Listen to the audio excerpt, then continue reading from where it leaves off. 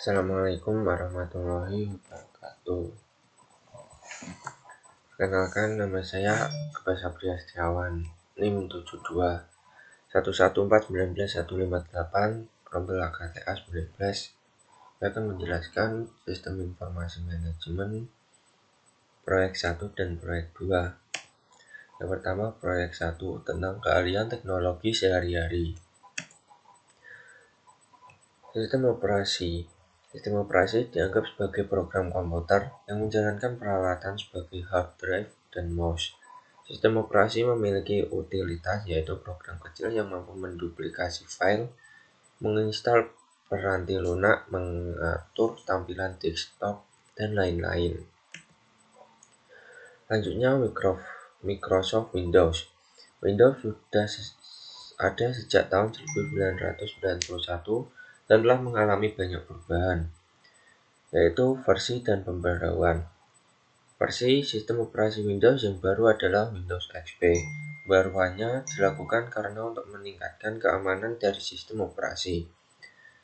Sistem paket layanan, yaitu sekelompok pembaruan yang memperbaiki kesalahan kode yang mempengaruhi keamanan dan efisiensi sistem operasi. Sedangkan pembaruannya biasanya dilakukan sebulan sekali dan tidak dikenakan biaya. Selanjutnya, sistem operasi yang lain. Microsoft bukan satu-satunya vendor yang menawarkan sistem operasi untuk mikrokomputer. Sistem operasi lain yaitu yang pertama, sistem operasi unik, yaitu menggunakan sistem open source yang artinya bebas untuk diduplikasi, digunakan, dan diperbaiki oleh siapa saja. Yang kedua, sistem Mac OS X, yaitu sistem operasi yang mirip dengan Unix namun tidak gratis. Yang ketiga, Linux, yaitu sistem operasi yang diberikan secara cuma-cuma tanpa membayar apapun. Lanjut, peranti lunak. Kebanyakan manajer menggunakan Microsoft Office untuk menyelesaikan tugasnya. Yang pertama, identifikasi. Pentingnya bagi pengguna untuk memperhatikan versi adalah karena bisa saja menggunakan versi yang berbeda dalam satu aplikasi yang sama akan memberikan fitur yang berbeda.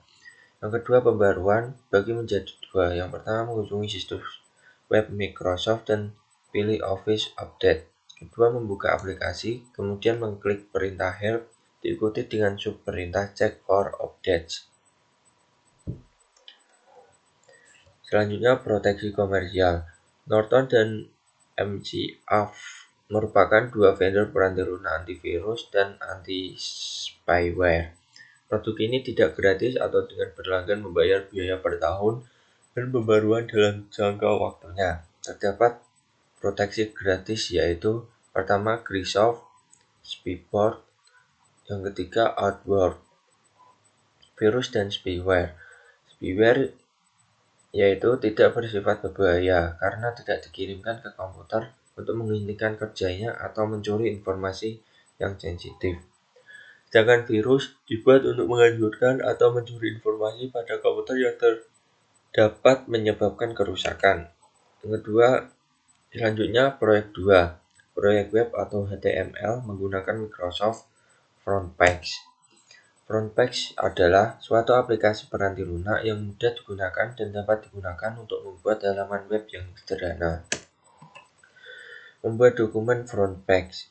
Pertama-tama, bukalah program Microsoft Frontpage. Setelah itu, ganti judul proyek dengan memilih Save As. Ketika judul yang diingat dan diatur sesuai, setelah itu buatlah daftar lokasi dengan ketik kata location. Langkah selanjutnya yaitu buat tabel. Jagalah agar kursor tetap berada di bawah daftar lokasi, kemudian pilih tabel. Lalu sisipkan gambar dengan menggeser kursor 2 baris di bawah tabel, lalu klik perintah insert dan masukkanlah gambar. Selanjutnya, membuat daftar bernomor dan link halaman web. Cara membuat daftar bernomor adalah dengan cara memilih ikon daftar bernomor dan masukkan 3 alasan yang telah dipersiapkan sebelumnya. Setelah itu, mengisi alasan tersebut lalu tekan enter. Sedangkan link halaman web pada bagian terakhir adalah menciptakan 3 jenis link. Ketika jenis link tersebut adalah link alamat email, link halaman web lain, dan link untuk menuju ke bagian lain dari web tersebut. Selanjutnya membuat link. Terdapat langkah-langkah dalam membuat link, yaitu sebagai berikut. Langkah pertama adalah klik insert lalu diikuti dengan subperintah hyperlink dan pilihlah email address sebagai jenis hyperlink. Selanjutnya setelah itu pada bagian text to display masukkan kalimat contact us. Ketiga, selanjutnya pada bagian email address masukkan email yang akan digunakan. Nah, untuk membuat link ke school address, klik perintah insert dan diikuti dengan subperintah hyperlink.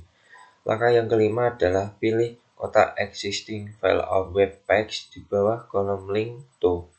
Yang terakhir pada bagian text to display, ketik link to my school dan masukkan address sekolah yang diperlukan.